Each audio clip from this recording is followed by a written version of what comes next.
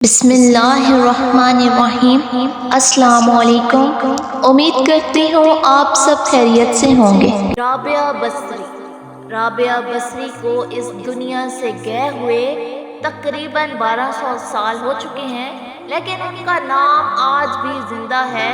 رابعہ بصری نہ کوئی شہزادی تھی، نہ کوئی ملکہ تھی، اور نہ وہ کوئی خوبصورت تھی، نہ کوئی خاندانی تھی، بلکہ عورت ہونے کے لحاظ سے ہر عیب ان میں تھا۔ ان کی عادت یہ تھی کہ وہ روزانہ عشاء کی نماز کے بعد مصلی پر کھڑی ہو جاتی اور فجر کی نماز تک مصلی پر کھڑی رہتی۔ ان کا خاوند جلدی فوت ہو گیا، جوانی میں ہی بیوہ ہو گئیں، تو حسن بصری جو کہ بصرہ کے امام کیا سارے مسلمانوں کے امام تھے، وہ خود آئے، خود چل کے انہوں نے کہا کہ میں آپ سے شادی کرنا چاہتا ہوں۔ کوئی شادی کا شوق نہیں تھا انہیں، وہ تو اولاد کے قابل ہی نہیں تھی، شکل صرف ان کی نیکی اور ان کا جو اللہ سے تعلق تھا۔ ان کو یہ لالچ ہوا کہ یہ اگر میری بیوی ہو جائے تو اس کے طفیل شاید میری بھی بخشش ہو جائے۔ تو ان کے پاس آئے اور کہنے لگے کہ رابعہ میں آپ سے شادی کرنا چاہتا ہوں۔ خود پیغام لے کر آئے تو انہوں نے فرمایا میری 4 باتوں کا جواب دے دو تو میں شادی کر لوں گی۔ کہنے لگے کیا؟ کہا یہ بتاؤ کیا میں جنتی ہوں یا دوست ہی ہوں؟ کہنے لگے کہ یہ تو میں کچھ نہیں کہہ سکتا۔ اور پھر اچھا یہ بتاؤ جب اللہ تعالیٰ قیامت میں اعمال نامے اٹھائیں گے، کسی کے سیدھے ہاتھ میں آئے گا، کسی کے الٹے ہاتھ میں، میرے سیدھے ہاتھ میں آئے گا یا الٹے ہاتھ میں؟ کہنے لگے یہ بھی کچھ نہیں کہہ سکتا۔ پھر انہوں نے کہا کہ اچھا یہ بتاؤ جب نیکیوں کو تولے گا اللہ، کسی کی نیکیاں بڑھ جائیں گی، کسی کے گناہ بڑھ جائیں گے، میرے گناہ زیادہ ہوں گے یا نیکیاں زیادہ ہوں گی؟ کہا یہ بھی میں نہیں بتا سکتا۔ اچھا یہ بتاؤ جب لوگ پل صراط سے گزریں گے، کوئی پار نکل جائے گا، کوئی نیچے گر جائے گا، تو میں پار نکلوں گی کہ دوزخ میں گروں گی؟ کہنے لگے یہ بھی میں نہیں بتا سکتا۔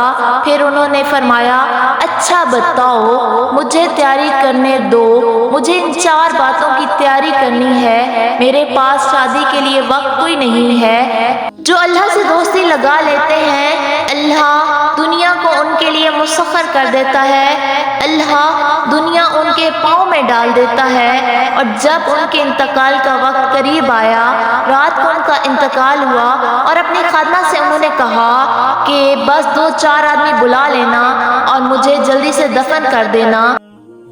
انہوں نے کہا کہ اب بھی کسی کو نہ بتاؤ، صبح لوگوں کو بتا دینا کہ رابعہ بصری فوت ہو گئی ہیں، اور مجھے کفن دینا میری اسی چادر میں جس میں میں تہجد پڑھا کرتی تھی۔ تو انہوں نے راتوں رات انہیں دفن کر کے صبح اعلان کیا اور ہر طرف شور مچ گیا کہ ہائے ہمیں کیوں نہیں بتایا۔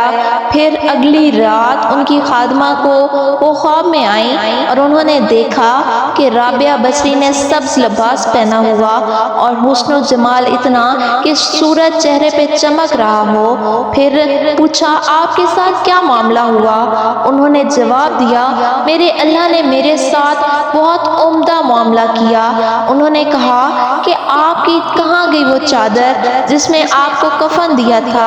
انہوں نے کہا کہ وہ چادر اتار لی گئی ہے، مجھے جنت کا جوڑا پہنایا گیا ہے اور اس چادر کو سنبھال کے رکھا گیا ہے۔ قیامت کے دن جب حساب ہوگا، میری نیکیوں کو اللہ تولے گا تو اس چادر کو بھی ساتھ تولے گا۔ انہوں نے پوچھا منکر نکیر کا کیا ہوا؟ کہا وہ آئے تھے اور انہوں نے مجھ سے کہا، عربی میں کہا کہ من ربو کا، تیرا رب کون ہے؟ پھر پوچھا تیرا رب کون ہے؟ میں نے منکر نکیر سے کہا کہ جس رب کو میں نے 40 سال نہیں بلایا، جس اللہ کو میں نے 40 سال نہیں بلایا، اس کو 4 ہاتھ زمین میں کیسے بھول جاؤں؟